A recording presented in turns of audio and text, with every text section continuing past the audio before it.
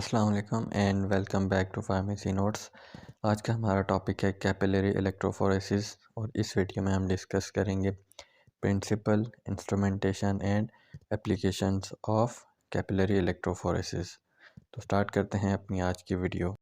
सो basically capillary electrophoresis से पहले हमें ये पता होना चाहिए कि इलेक्ट्रोफोरेसिस क्या है। तो पहले हम इलेक्ट्रोफोरेसिस को देखेंगे। इलेक्ट्रोफोरेसिस हमारे पास डिफरेंशियल मूवमेंट है या माइग्रेशन है ऑफ आइंस बाय अट्रैक्टिव और repulsive forces in an electric field, या सिंपली हम इसको ये भी कह सकते हैं कि माइग्रेशन ऑफ चार्ज पार्टिकल्स और मॉलिक्यूल्स जब उनको हम किसी भी इलेक्ट्रिक फील्ड के अंदर रखेंगे तो उसके थ्रू जो मूवमेंट होगी हमारे पास मॉलिक्यूल्स की या आयन्स की, उसको हम इलेक्ट्रोफोरेसिस कहते हैं।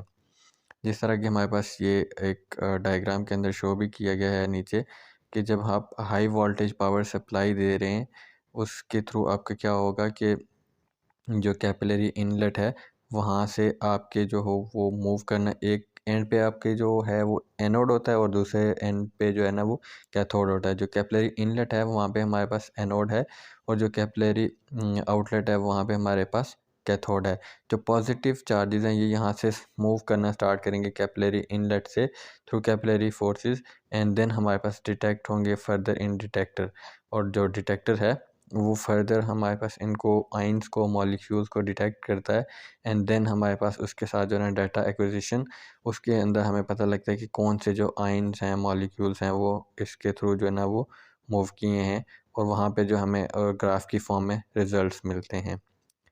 देन पर्पस क्या होता है हमारे पास इलेक्ट्रोफोरेसिस का। यूजिंग इलेक्ट्रोफोरेसिस हम कुछ चीज़ें डिटरमिन कर सकते हैं, जिसमें सबसे पहले है कि determine number and amount of mobility of components, के हमारे पास कौन से कंपोनेंट्स पड़े हैं, जो मोबाइल कंपोनेंट्स उसके अंदर प्रेजेंट हैं वो किस नंबर में है और उनकी अमाउंट क्या है, और उसको हम सेपरेट कर सकते हैं।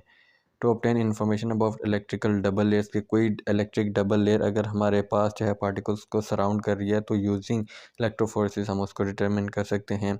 इसी तरह नंबर थर्ड पे हम जो है डिटरमिन कर सकते हैं molecular weight of proteins and DNA sequences को भी हम इससे यूज़ करते हुए डिटरमिन कर सकते हैं। तो आई होप कि आपको बेसिक इलेक्ट्रोफोरेसिस का कॉन्सेप्ट जो है ना वो क्लियर हुआ होगा। अब हम स्टार्ट करते हैं जो है कैपिलरी इलेक्ट्रोफोरेसिस।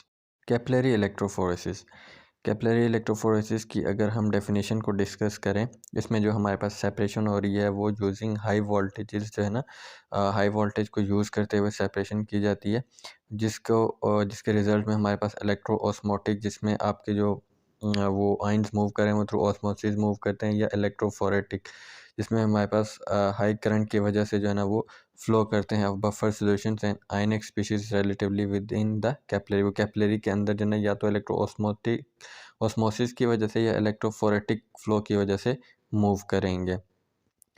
तो अब हम इसका प्रिंसिपल देखते हैं। प्रिंसिपल में हमारे पास ये है कि कैपिलरी इलेक्ट्रोफोरेसिस हमारे पास एक एनालिटिकल टेक्निक है।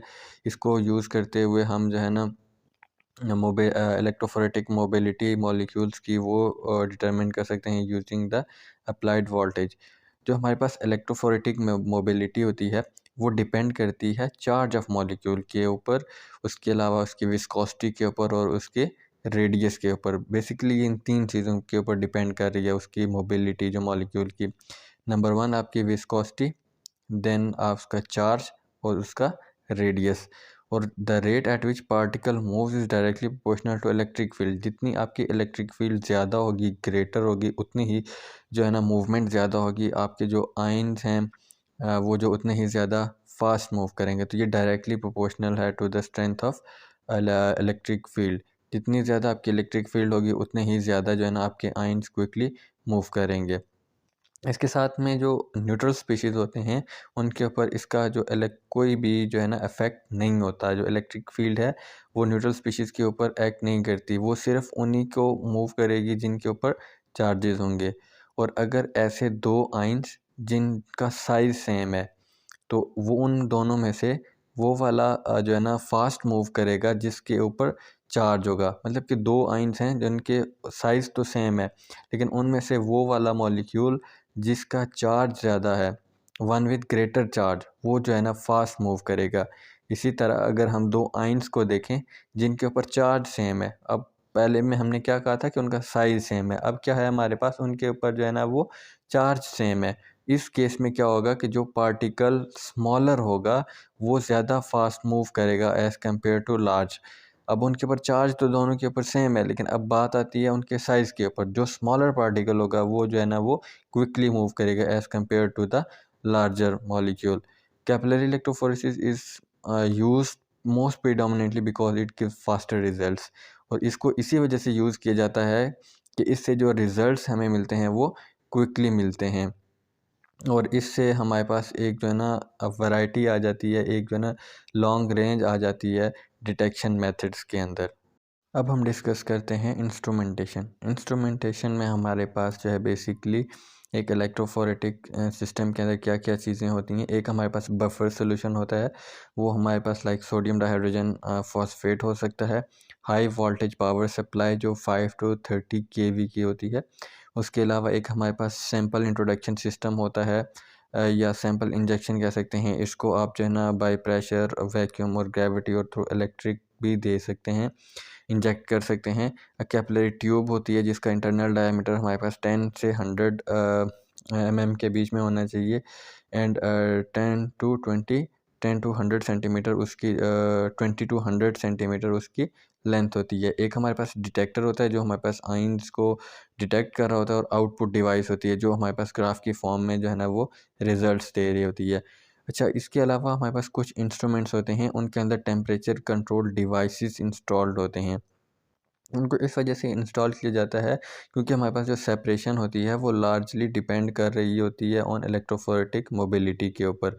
और जैसे जैसे हमारे पास विस्कोसिटी हमारे पास डिक्रीज़ होना शुरू हो जाती है, और सोल्यूशन की हमारे पास जो टेस्ट सोल्यूशन है, जैसे उसकी विस्कोसिटी हमारे पास कम होना शुरू हो जाएगी तो उसका टेम्परेचर जो है ना वो राइज़ करना शुरू कर जाएगा। इस वजह से क्या होता है कि टेम्परेचर कंट्रोल डिवाइसेस को इंस्टॉल किया जाता है, ताकि जैसे ही टेम्परेचर जो है ना वो राइज़ होना शुरू हो जाए तो उससे हमें पता चल सके और हम टेम्परेचर को जो है वो कंट्रोल कर सकें।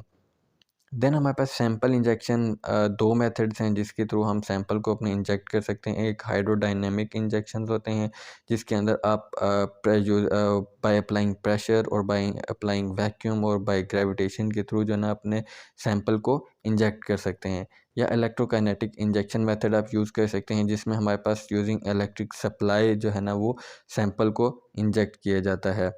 देन डिटेक्टर्स हमारे पास सिमिलरली जो है ना वही डिटेक्टर्स यूज़ होते हैं जो हमारे पास गैस क्रोमेटोग्राफी HPLC वगैरह के अंदर यूज़ होते हैं।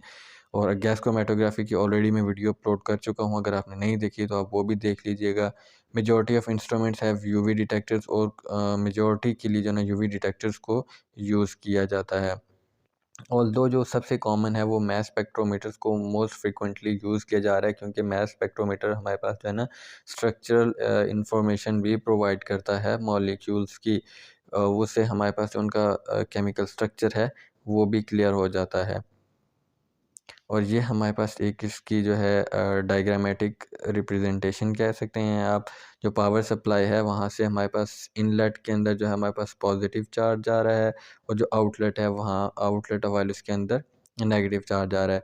देन थ्रू कैपिलरी एक्शन हमारे पास जो है वो सैंपल इनलेट से जो है ना मूव करेंगे हमारे जो आइंस हैं, और देन हमारे पास डिटेक्टर उसको डिटेक्ट कर रहा है। डिटेक्टर्स जैसे अभी हमने पीछे डिस्कस किया है कि जो ज़्यादा कॉमनली यूज़ किए जाते हैं वो मैस स्पेक्ट्रोमीटर्स वगैरह को यूज़ किया जाता है। देन डिटेक्टर्स जो हमारे पास सिग्नल देते हैं आगे कंप्यूटर में, वहाँ पे हमारे पास जितने भी इनके सारे रिज़ल्ट्स हैं वो ग्राफ की फॉर्म में जो है वो हमारे पास आ जाते हैं।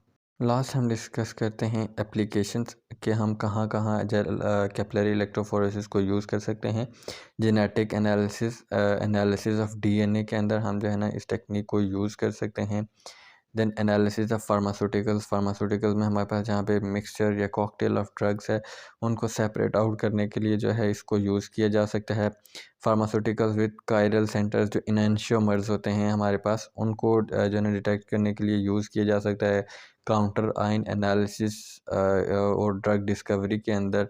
एंड देन हमारे पास प्रोटीन कैरेक्टराइजेशन के अंदर भी जो है ना वो इसको यूज़ किया जा सकता है। आई होप आपको जो है वो कैपिलरी इलेक्ट्रोफोरेसिस क्लियर हुआ होगा। स्टिल अगर आपका कोई भी क्वेश्चन है तो आप कमेंट सेक्शन में ड्रॉप कीजिए, इंशाल्लाह मैं आपके क्वेश्चन का ज़रूर आंसर करूँगा। आपसे मुलाकात होती है नेक्स्ट वीडियो में, तब तक के लिए अल्लाह हाफ़िज़।